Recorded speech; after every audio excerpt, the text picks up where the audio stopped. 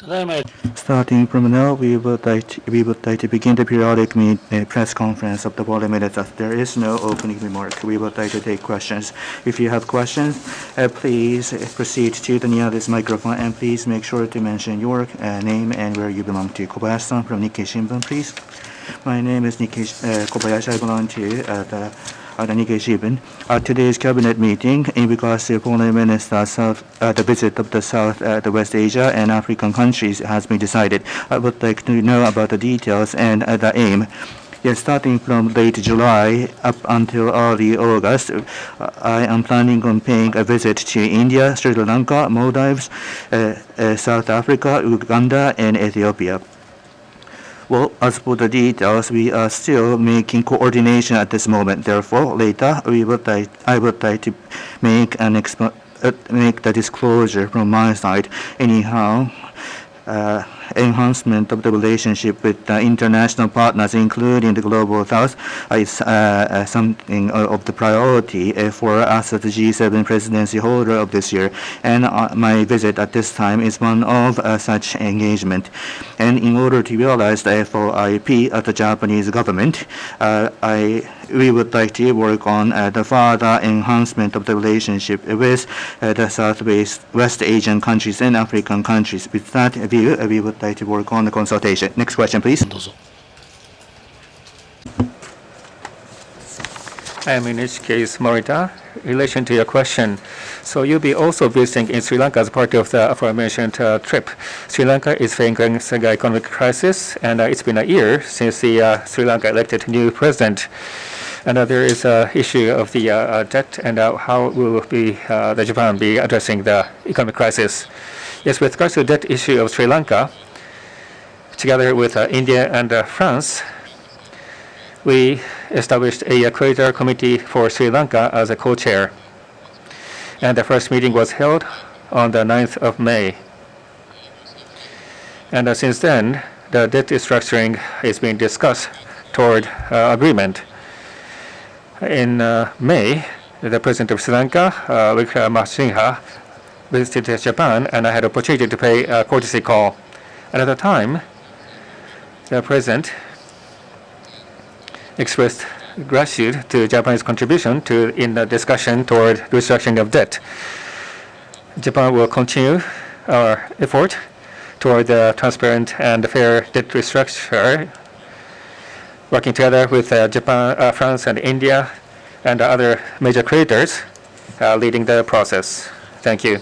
Next question, please. Asahi Shimbun, please. Well, this is Ricky. I have a question in regards to the joint military exercise with China and Russia. The Russian Defense Ministry had the press release that they had started the military exercise in the Sea of Japan with China, and they are making explanation that it is to maintain the peace and stability of the Asia-Pacific region and the enhancement of the both navies. In regards to this, I would like to know how you are going to deal with this at Japan, and I would like to know what sort of discussions you are going to have at the summit meeting among Japan, US, and Korea. Yes, on 20th of July, the Defense Ministry of Russia mentioned that in between 20th to 23rd of July, they are going to conduct the military exercise between China and Russia. Recently, the militaries of both countries are raising the frequency of conducting the joint activities in the surrounding of the countries, and including the exercise at this time. Such joint activities conducted by the both militaries in regards to the impact that it may have against the security of the country, we are going to pay the constant attention to. As for your question, at the Japan-US the Korea summit at the meeting, we are still coordinating, nothing decided.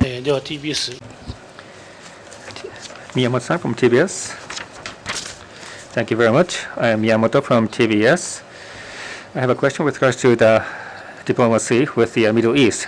Prime Minister just visited 3 Middle East countries, and it was agreed that the GCC and Japan will regularize foreign minister trade talk. But it seems that there is a variance in terms of the views with regards to China.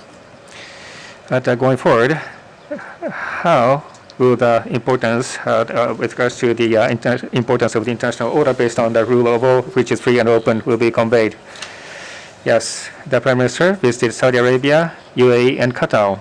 And during the visit with the leaders of those countries, there were confirmation about the importance to maintain the free and open international order based on rule of law. And also it was confirmed that the unilateral attempt to change status quo by force should never be allowed anywhere in the world. And also there was a discussion or the exchange of views with regards to the regional situation, inclusive of the East Asian situation. As Foreign Ministry, based on the results of the Prime Minister Kishida's visit to Middle East area this time, toward the maintenance and enhancement of the international order, which is free and open, we'd like to enhance the bilateral relation with those countries. Sankei Shimbun, please.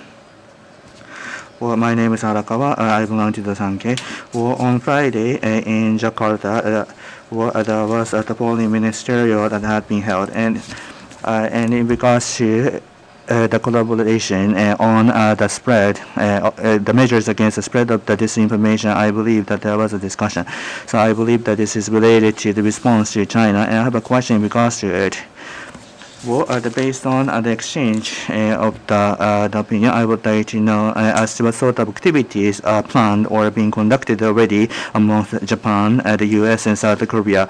And at the same time, you mentioned you are coordinating at this time in regards to the summit meeting amongst the three countries.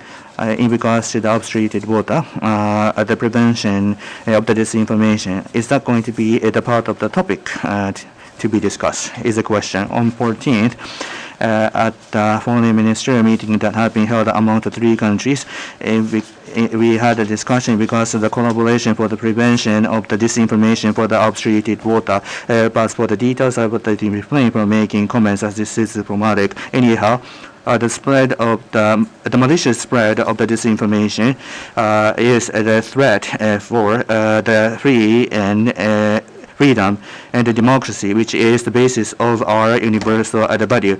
And at the same time, it hinders the restructuring effort, and it also harms the sentiment of the people who are working for the restructuring. As for the Japanese government, we strictly oppose to this spread of the disinformation.